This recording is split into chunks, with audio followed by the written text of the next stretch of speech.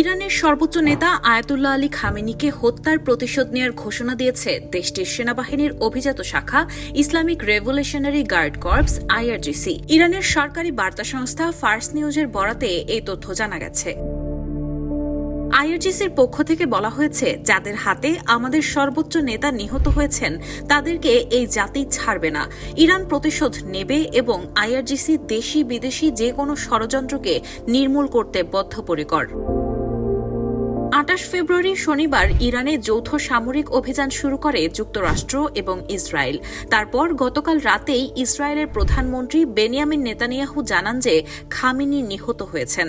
তারপর যুক্তরাষ্ট্রের president Donald ট্রাম্পও খামেনির নিহতের তথ্য নিশ্চিত করেন। এরপর আজ রোববার বাংলাদেশ সময় ভোরে সরকারিভাবে খামেনির নিহত হওয়ার কথা ঘোষণা করে ইরান।